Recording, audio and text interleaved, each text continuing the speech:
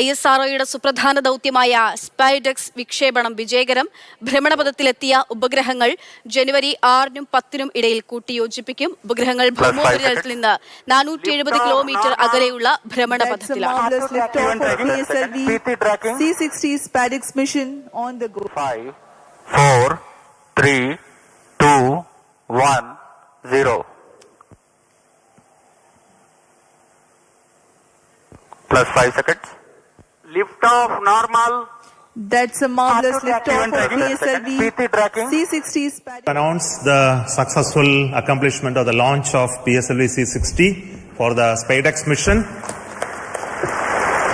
The rocket has placed the satellites in the right orbit, which is 475 kilometer circular orbit.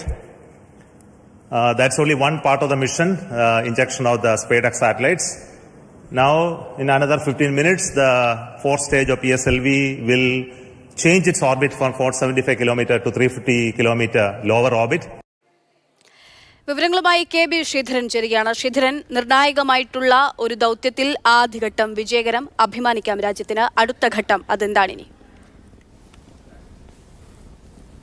കാര്യങ്ങളെല്ലാം പ്രതീക്ഷിച്ച പോലെ തന്നെയാണ് മുന്നോട്ട് പോയിക്കൊണ്ടിരിക്കുന്നത്. ഏതായാലും സ്പൈഡെക്സിന്റെ വിക്ഷേപണം അത് വിജയകരമായി എന്ന് ISRO പ്രഖ്യാപിച്ചിരിക്കുകയാണ്. ചെയർമാൻ സോമനാഥ് അല്പസമയം മുൻപ് തന്നെ ഇക്കാര്യം പ്രഖ്യാപിക്കുകയും ചെയ്തു. 10 മണിക്ക് ശേഷമാണ് ഇതിന്റെ വിക്ഷേപണം നടന്നത്. ഏതാണ്ട് 17 മിനിറ്റ് കഴിഞ്ഞപ്പോൾ 2 ഉപഗ്രഹങ്ങളും, അതായത് SDX-1-ഉം 2-ഉം ടാർഗറ്റും ചേസറും ഭ്രമണപഥത്തിൽ 470 കിലോമീറ്റർ അകലെയുള്ള ഭ്രമണപഥത്തിലേക്ക് വിക്ഷേപിച്ചു എന്നുള്ളതാണ് ISRO നൽകിയിരിക്കുന്ന വിവരം. ഏതായാലും ഇനി അടുത്ത ഘട്ടം എന്നുള്ളത് നിർണായകമാണ്. ഈ ദൗത്യത്തിന്റെ ഏറ്റവും പ്രധാന ലക്ഷ്യം എന്നുള്ളത് തന്നെ ഈ 2 ഉപഗ്രഹങ്ങളെ കൂട്ടിയോജിപ്പിക്കുക, ബഹിരാകാശത്ത് വെച്ച് കൂട്ടിയോജിപ്പിക്കുക എന്നുള്ളതാണ്.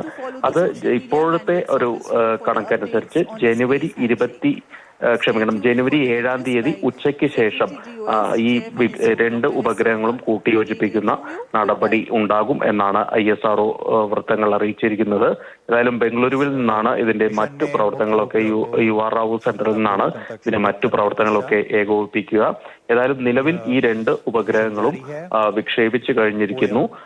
ഈ സാങ്കേതികവിദ്യ, സ്പേസ് ഡോക്കിംഗ് സാങ്കേതികവിദ്യ എന്നാണ് ഇതിനെ പറയുന്നത്. നിലവിൽ ചൈനയ്ക്കും US-നും അതുപോലെ തന്നെ റഷ്യയ്ക്കുമാണ് ഇത് സ്വായത്തമായിട്ടുള്ളത്. നിലവിൽ ഈ സാങ്കേതികവിദ്യ ലഭിച്ചാൽ, അത് പരീക്ഷണം വിജയകരമായാൽ ഭാരതത്തിന്റെ ലക്ഷ്യങ്ങൾക്ക്, അതായത് 2035-ൽ ഭാരതീയ അന്തരീക്ഷ നിലയം സ്ഥാപിക്കാനാണ് ലക്ഷ്യമിടുന്നത്. അതിലേക്കുള്ള ഏറ്റവും സുപ്രധാന ചുവടുവയ്പായിട്ട് മാറും. പല ഘട്ടങ്ങളായിട്ടായിരിക്കും ഈ അന്തരീക്ഷ നിലയം വിക്ഷേപിക്കുക. തുടർന്നായിരിക്കും അത് കൂട്ടിയോജിപ്പിച്ച് ഈ ഒരു സ്വപ്നം യാഥാർത്ഥ്യമാക്കുക. അതിലേക്കുള്ള ആദ്യ ചുവടുവയ്പാണ് ഈ സ്പൈഡെക്സ് വിക്ഷേപണത്തിലൂടെ ലക്ഷ്യമിടുന്നത്. അതുപോലെ തന്നെ ചന്ദ്രയാന്റെ അടുത്ത ഘട്ടത്തിലും ഇത്തരത്തിലുള്ള ഒരു കാര്യങ്ങൾ കൂട്ടിയോജിപ്പിക്കുന്ന നടപടികൾ, ഈ ഡോക്കിംഗ് സാങ്കേതികവിദ്യ ഉപയോഗിക്കാനും ISRO ലക്ഷ്യമിടുന്നുണ്ട്. ഏതായാലും ഇതുവരെ ബഹിരാകാശത്ത് വെന്നിക്കൊടി പാറിച്ചിട്ടുള്ള ISRO ഇതിന്റെ ആദ്യ ചുവട് വളരെ വിജയകരമായി തന്നെ പൂർത്തിയാക്കിയിരിക്കുന്നു. ഇനി ജനുവരി 7-ലേക്കുള്ള കാത്തിരിപ്പാണ്.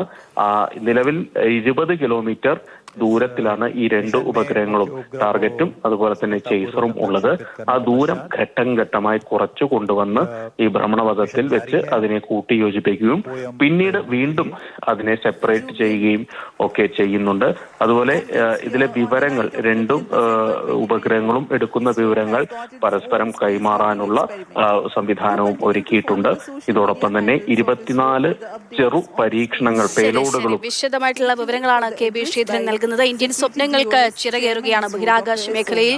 കൂടുതൽ കുതിച്ചുചാട്ടത്തോടെ നമ്മൾ